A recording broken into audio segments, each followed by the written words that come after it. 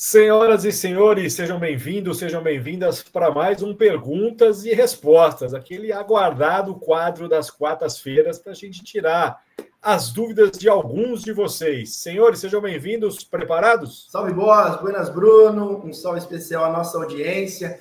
Manda boa que o Bruno aqui seleciona e todos nós damos a letra. É isso, Gordinha. Um abração a você, abração Daniel, a todos os nossos amigos, já pedindo aquele like da confiança. Já sabem, a gente reforça aqui, quer ter seu nome grandão, sua pergunta respondida, deixe nos comentários desse vídeo.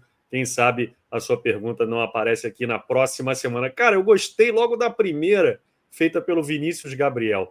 Existe algum time que se destaque pela comemoração? Porque a maioria das equipes comemora da mesma forma. Quando a gente fala de comemoração, eu lembro logo da Tailândia, da Coreia do Sul, né? Aquela rodinha. Agora, time, talvez os times japoneses, mas geralmente é aquela rodinha mesmo, né? O que vocês têm a falar sobre comemorações no vôlei? Não podemos esquecer das chicleteiras, né? As chicleteiras têm um estilinho particular delas de mascarem ali também na comemoração dos pontos. Mas eu acho que é uma característica universal da modalidade, né, cara? Tem um tempo rápido para o ponto recomeçar também, não dá para ficar ali comemorando pique gol, arrancando a camiseta e rodando. Eu acho que é um lance meio padronizado e sim, o voleibol asiático tem também essa maneira de meio que ninguém se encontra e todo mundo circula ali dentro da área da quadra, mas eu acho que eu sou bem do tradicional aí também. Uma hora ou outra dá uma extravasada, um ponto mais aguerrido, mas do mais é aquela reunião de condomínio ali no meio da quadra mesmo. E para quem gosta de prestar atenção em detalhes, reparem futuramente em jogos da seleção brasileira, Cachô, Palan, Dalan, tem um toque de mão ali, cada um tem um toque de mão especial. É parecido com aquelas celebrações de NBA. Entrada em quadra, os jogadores se cumprimentam de uma forma diferente. Então, cada um ali tem um estilinho de cumprimentar o companheiro. Mas acho que não foge muito do que vocês falaram. Assim, aquela rodinha. As canadenses têm feito também um pouco de comemoração ao estilo chicleteiras nos últimos tempos. Mas quando a gente fala de chicleteiras, o povo cai matando, né? E agora que é comemoração diferente? Próxima pergunta é o tema da semana, quiçá do mês, do ano, né? O Patrick Anderson. Como vocês avaliam a super vitória do Novara sobre o Corneliano? Falamos sobre isso no Vôlei Kit Fabene. Enfim, um grande resultado é aquilo que a gente fala, né? Existe um time imbatível, existem times muito bons, né? Agora, imbatível, o Corneliano é quase imbatível, por isso a gente destacou tanto esse resultado do Novara, um 3-0, né, Gorgia? Ainda por cima, um 3-0, né? Aí foi onde destoou, né? Aí foi onde chamou mais a atenção. Esse 3-0 sonoro, passando o jogo todo em vantagem, né? Tendo domínio das ações, de todas as ações.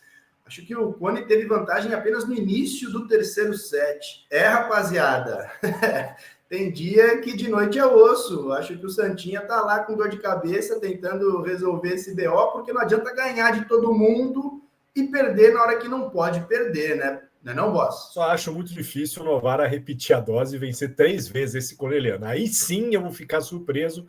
A forma com que o resultado se desenhou foi surpreendente. Acho que 3-0 nem o próprio torcedor mais fanático do Novara esperava, nem o Bernard, nem as atletas. Do jeito que foi, ninguém esperava mesmo. Deve ser complicado no dia seguinte para o Corneliano a ficha ter caído, porque eu acho que o time entrou com aquela guarda meio baixa, sabe? Vamos ganhar a hora que a gente quiser.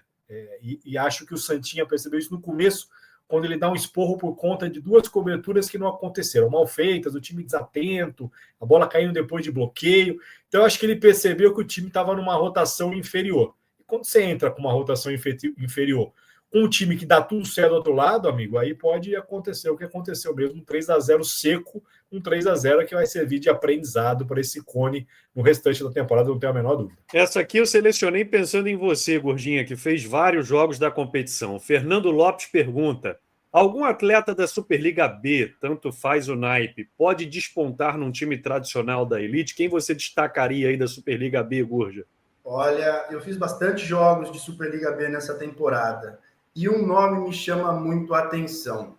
Do naipe feminino, defende as cores do Renasce Sorocaba, ponteira, da classe 2003, tem 21 anos. Camille Salomé, rapaziada. anotem esse nome. O potencial ofensivo desta garota é imensurável. E nas mãos do Clóvis Granado, ela desenvolveu ainda mais a capacidade. Já que o Gurginha separou uma do feminino, eu separei aqui um do masculino, que não é um nome que talvez a galera nunca tenha ouvido, mas que está fazendo uma reta final de Superliga B masculina muito boa, que é o Kihara, o líbero, formado no Minas, jogando pelo Nord, time do Marcelo Negrão. Gostei muito das atuações que vi. Um menino que já passou por categorias de base de seleção, já teve experiência em outros times antes do Nord. Então, eu acho que de 2001, se não me engano, Gurginha, 2001. É isso, 2001. Então, assim, um menino que pode aparecer em times grandes nessas próximas temporadas. Vamos falar de levantadores agora. Lucas Fernandes, acreditam que teremos cada vez mais distribuidores mais altos e agressivos com o sucesso que vem fazendo o Nikolov da Bulgária? Olha, Lucas, levantador alto não é uma tendência de agora, né? Se a gente voltar um pouquinho no tempo, Blanger, Loibol eram levantadores bem altos, né? Mas agora, com o sucesso do Nikolov, a gente tem também o Gianelli, que não é baixo, o próprio Brizar não é um levantador tão baixo assim.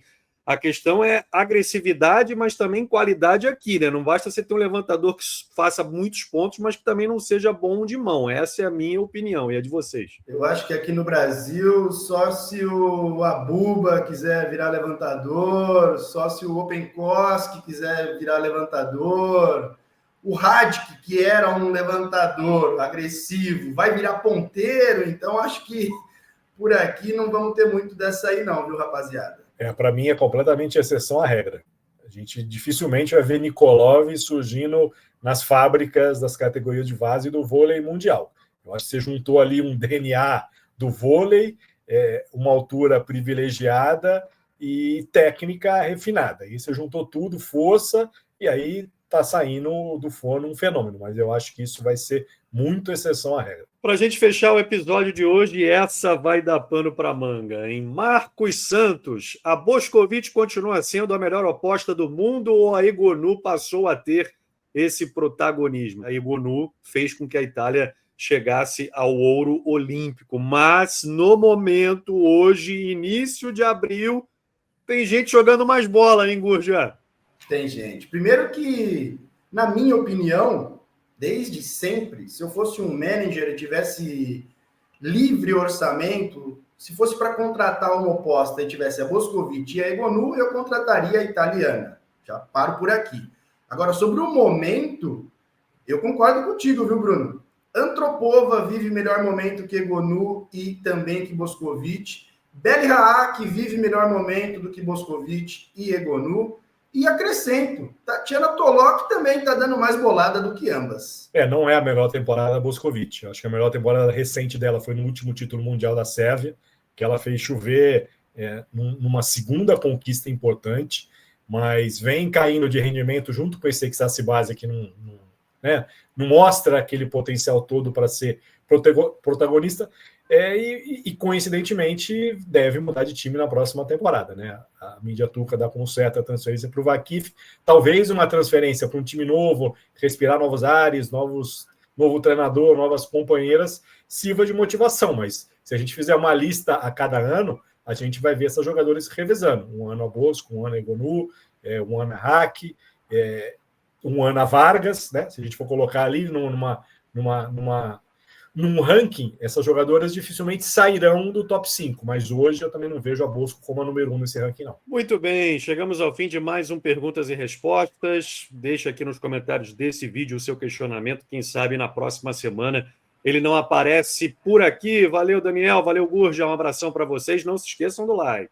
É isso, e deixem aqui nos comentários os seus questionamentos para o quadro da próxima semana. A corneta a gente está deixando passar. Corneta e também a gente gosta das cornetas, mas as cornetas educadas. Quem quiser debater com a gente em alto nível aqui, seja muito bem-vindo. Quem quiser cornetar a gente só por cornetar, beleza, a gente não vai responder para vocês, não. Mas continuem conosco, senhoras e senhores. Perguntas e respostas sempre às quartas-feiras, tentando esclarecer os pontos que vocês trazem para a gente aqui.